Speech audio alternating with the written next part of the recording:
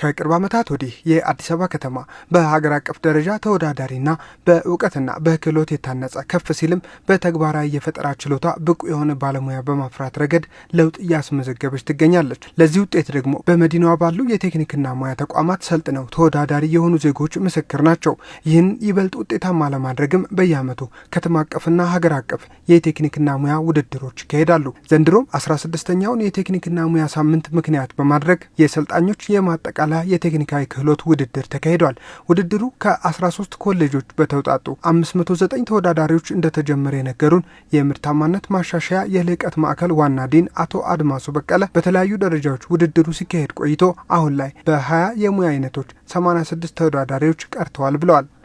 ከመጀመሪያ ጀምሮ ወደ 509 የሚደርሱ ተወዳዳሪዎች ነበሩ ሲሳተፉ የነበሩት ከ13 ኮሌጆች የተወጣጡ ማለት ነውና በኮሌጅ ደረጃ ያለውን ውድድር አድርገው ከ1 እስከ 3 የወጡት ደግሞ ወደ ክላስተር አልፈው በተመሳሳይ ክላስተር ላይ ወደ 123 የሚደርሱ ሰልጣኞች ከተወዳደሩ በኋላ አሁን ደግሞ 86 የሚሆኑ ሰልጣኞች እዚህ በከተማ ደረጃ የሚካሄደውን ይወዳደራሉ። ለዚህ ስኬት የልዕቀት ማዕከሉ ኃላፊነቱን ሲወጣ ቆይቷል ያሉት የማዕከሉ ዲን በቀጣይም ለገበያ የሚቀርቡ የቴክኖሎጂና የፈጠራ ውጤቶችን ለሕዝቡ ለማሳየትና ለመሸጥ ዝግጅት ላይ ስለመሆናቸውም ነግረውናል። ቀጣይ የዚሁ የ16ኛው የቴክኒክና ሙያ ሳምንት አካል የሆነ የቴክኖሎጂ አውደሬ ያለ ማጠቃለያው የሚሆነው እሱ ነው።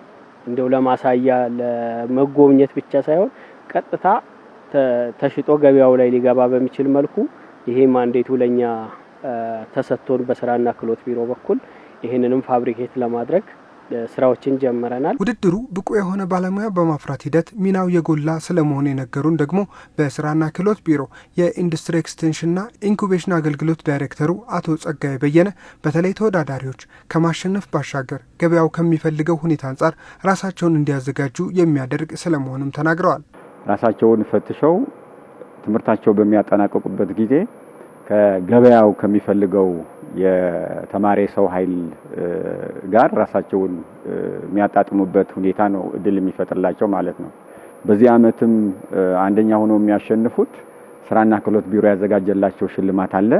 ያንን ሽልማት ተጠቅመው አቅማቸውን አሳድገው እንደዚሁ ደግሞ በሚቀጥለው ዓመት በየሁለት ዓመቱ የፌደራል ውድድር ስለሚደረግ በቀጣይ የሚኖራቸውን ደግሞ አቅም አሳድገው ወደ ቢዝነስ የሚገቡበት እድል ይፈጥርላቸዋል ማለት ነው። ያደጉ ሀገራት መነሻቸው ቴክኒክና ሙያ ነው ያሉት ዳይሬክተሩ በአዲስ አበባ ከተማም የቴክኒክና ሙያ ኮሌጆች ሪፎርም በማድረግና ብቁ ሰልጣኝ በማፍራት በርካቶች ተጠቃሚ እንዲሆኑ ተደርጓል ብለዋል።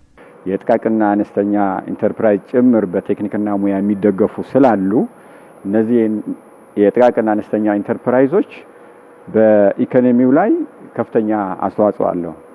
በመሆኑም በስትራቴጂ በፖሊሲ ተደግፎ በተቋማት ወይም ደግሞ ማሰልጠኛ ተቋማት ስልጠናው እየተሰጠ የራሳቸውን እድል በቀጣይ የሚወስኑበትን እያመቻቸ ይገኛል። በዚህም በርካታ ዜጎች ተጠቃሚ ሆነዋል።